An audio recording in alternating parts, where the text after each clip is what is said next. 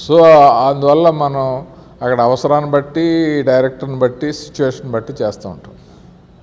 Sir ఇప్పుడు మీరు ఒక హిట్ సినిమా తీసిన వెంటనే, అంటే యాక్చువల్గా ఇండస్ట్రీలోని ఒక హిట్ సినిమా తీసిన డైరెక్టర్ అనగానే చాలామంది ప్రొడ్యూసర్లు వచ్చి అడ్వాన్స్లు ఇచ్చి బ్లాక్ చేస్తూ ఉంటారు. మీ నువ్వు లేక నేను లేను అనేది ఒక యునానిమస్ హిట్, ఒక ఫ్యామిలీ డ్రామాలో ఒక మంచి కొత్త వరవడి సృష్టించిన సినిమా. అప్పట్లోనే అందరూ చాలా ఎంజాయ్ చేసిన సినిమా ఫ్యామిలీస్తో వెళ్ళి. అప్పుడు ప్రొడ్యూసర్లు ఎవరు వచ్చి మీకు అడ్వాన్స్లు ఇచ్చి బ్లాక్ చేయలేదు సార్? వచ్చారు చాలామంది, 20-30 మంది దాకా వచ్చారు.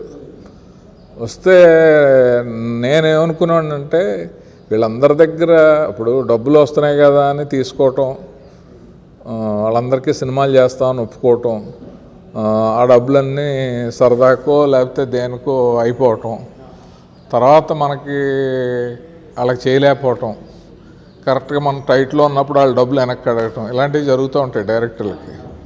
సో అవి నాకు ఇష్టం లేదు. నేను ఒకళ్ళిద్దరిని కమిట్ అయ్యి వాళ్ళకి నేను చేయగలుగుతాను అన్న వాళ్ళ దగ్గరే డబ్బులు తీసుకుని మిగతా వాళ్ళ దగ్గర ఎవరి దగ్గర తీసుకోలేదు నేను. అంటే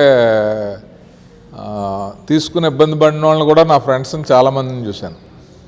ఎందుకంటే డబ్బులు వస్తూ ఉంటే మనకు కాన్ఫిడెన్స్ వచ్చి మంచి కారు కొనేద్దాం, లేకపోతే అది కొనేద్దాం, ఇది కొనేద్దాం అని అయిపోతాయి. ఇప్పుడు మనం కారు 30 లక్షలు 25 లక్షలు పెట్టి కొనేస్తాం. ఒక సంవత్సరం ఆడిన తర్వాత మళ్ళీ అవతల డబ్బులు అడిగారని అది అమ్మితే అది 15 లక్షలే వస్తుంది. సో మనం ఇబ్బంది పడడం గట్టా వేస్ట్ కదా. అందువల్ల నేను ఎప్పుడు అలా తీసుకోలేదు. సార్ ఇప్పుడు మీరు ఆర్టిస్ట్గా బిజీగా ఉండేటప్పుడు ఇంకా కొత్త ప్రొడ్యూసర్లు వచ్చి మాకు సినిమా చేసి పెట్టండి అని బలవంతం పెట్టిన సందర్భాలు కానీ ఉన్నాయండి? అలాంటివి ఏమైనా మరి చేయొచ్చు కదా సార్? అంటే ఒకవైపు యాక్టింగ్ చేస్తూ కూడా డైరెక్షన్ చేయొచ్చు. ఒక సిచ్యువేషన్లో ఒక అతను సూట్ కేసు పట్టుకొచ్చాడు మా ఇంటికి. పట్టుకొచ్చి సార్ 10 లక్షలు ఉంది దీంట్లోనూ, మీరు మాకు సినిమా తీయాలన్నాడు. సరే బాబు తీద్దాం. అప్పుడు నేను ఒక లెజెండరీ ప్రొడ్యూసర్స్ రామానాయుడు గారు, రామోజీరావు గారితో జర్నీ చేస్తున్నాను. సార్ కొత్తోడు, హీరో ఎవరు అన్నాను. నేనే సార్ అన్నాడు. అతను హీరో మెటీరియల్లా నాకు అనిపించలే. వద్దు, నీకు ఏదైనా క్యారెక్టర్ కావాలంటే సెట్ చేయొచ్చు, కానీ నువ్వే మెయిన్ హీరో అంటే సినిమా రిలీజ్ అయ్యాక బిజినెస్ అవ్వదు, నీకు ఉపయోగం ఉండదు, నాకు ఉపయోగం ఉండదు అన్నాను. లేదు సార్ నేనైతేనే చేస్తాను అన్నాడు. వద్దులే అన్నాను. ఒక 15 రోజులకి రామనాయుడు స్టూడియోకి వెళ్తే అక్కడ షూటింగ్ జరుగుతుంది. సార్ గుర్తున్నానా సార్, నేనే చేస్తున్నాను సార్ అన్నాడు. ఎవరో ఒక అతను తీసాడు, అతను పెట్టి రిలాక్స్ అని. ఆ సినిమా అట్టర్ ఫ్లాప్ అయింది. అతనికే లాస్ వచ్చింది మొత్తం 3 కోట్లు 4 కోట్లు. సినిమాలు లేవు, అది ఉపయోగం లేని ప్రాజెక్ట్ అయింది. నేను తర్వాత 2 ఫిల్మ్స్ తర్వాత చేయలేదు, కానీ చేస్తే అలాంటివి చాలా వచ్చినాయి. ఉపయోగం లేని ప్రాజెక్టులు చేసి మనకి ఏ విధమైన కెరీర్కి ఉపయోగం ఉండదు, వాళ్ళకి ప్రాఫిట్స్ యాంగిల్లోనూ ఉండదు కదా. అందుకే ఎప్పుడు చేయలేదు నేను. యాక్చువల్గా మీరు ఆర్టిస్ట్గా అంటే సర్వైవ్ అవ్వడానికి, లేకపోతే సీరియస్గా దాని మీద అటెన్షన్ పే చేయడానికి ఒక టాప్ హీరో కారణం. ఆయన చెప్పిన మాటలు బట్టి మీరు ఆర్టిస్ట్ అనే ప్రొఫెషన్ని కొనసాగిస్తున్నారు అని నాకు తెలిసింది సార్. ఆయన బాలకృష్ణ గారు అని. అదేంటి సార్ ఆ సంఘటన ఏంటి అసలు? అంటే ఆయన ఏం మాట్లాడినారు, మీతో ఏం చెప్పారు ఆయన? బేసిక్గా బాలకృష్ణ గారు అంటే నాకు ఇష్టం. రామారావు ఫ్యాన్ నేను. బాలకృష్ణ గారితో ఎక్కువ సినిమాలు చేశాను నేను. 84లో నేను ఎంటర్ అయితే 85 నుంచి బాలకృష్ణ గారితో కత్తుల కొండయ్య, నిప్పు లాంటి మనిషి, ప్రాణానికి ప్రాణం డైరెక్షన్ డిపార్ట్మెంట్లో సార్ డిపార్ట్మెంట్లో చేశాను. అసిస్టెంట్ డైరెక్టర్గా, అసోసియేట్గా, కో డైరెక్టర్గా. తర్వాత యాక్టర్ అయిన తర్వాత పరమవీర్ చక్ర దాసనారాయణరావు గారిది, తర్వాత డిక్టేటరు, ఇంకా లైన్, ఇలాంటి సినిమాలు 3-4 చేసాం. ఆ చేసినప్పుడు ఆయన కథానాయకుడు. ఫస్ట్ పరమవీర్ చక్రప్ప అనమాట. నటన అనేది పూర్వజన్మ సుకృతం, దాన్ని వదలకు, మళ్ళీ డైరెక్షన్ అని అటు వెళ్ళకు, డైరెక్షన్ ఎప్పుడన్నా చేసుకోవచ్చు, ఏ ఏజ్లో అయినా చేసుకోవచ్చు, ఇది కావాలంటే దొరకదు, కెరీర్ మళ్ళీ రాదు అని చెప్పి ఆయన ఎక్స్పీరియన్స్తో చెప్పారు. సో నేను కూడా ఆలోచించి ఇప్పుడు డైరెక్షన్ మనం చేయాలని మన డైరెక్షన్ కోసం అందరూ వెయిట్ చేసి అలాంటి సిచ్యువేషన్ ఏం లేదు కదా. ఇక్కడ ఏంటంటే ఎవరైనా ఎప్పుడైనా ఓ ప్రాజెక్ట్ చేసి సక్సెస్ చేస్తే మళ్ళీ ఇండస్ట్రీ అంతా అతని వెనకాల పడుతుంది. సో అది ఎప్పుడైనా చేయొచ్చు. మన ఫ్యామిలీతో గేమ్స్ ఆడకూడదు.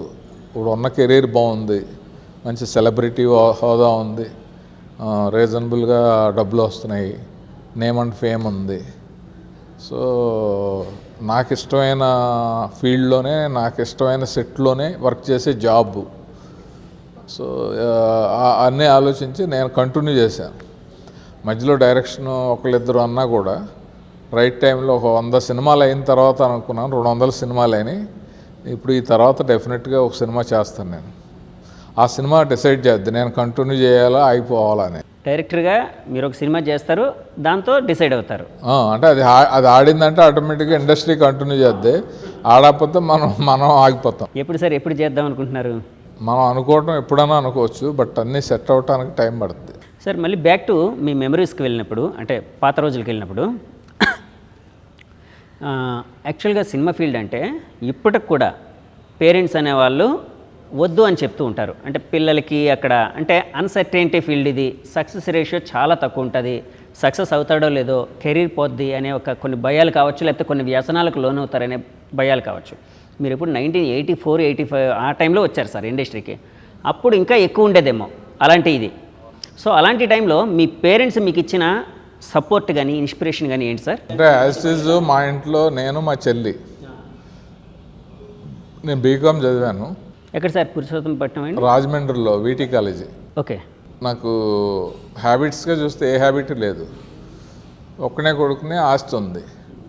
సినిమా ఫీల్డ్కి వెళ్తానంటే విలేజెస్లో అప్పుడు అందరూ సినిమా ఫీల్డ్కి వెళ్తే పాడైపోతారు, తాగుడు అలవాటు అయిపోద్ది, అది అలవాటు అవుద్ది, ఇది అలవాటు అవుద్ది అనే దీంట్లో మా వాళ్ళని అందరూ బెదిరించారు.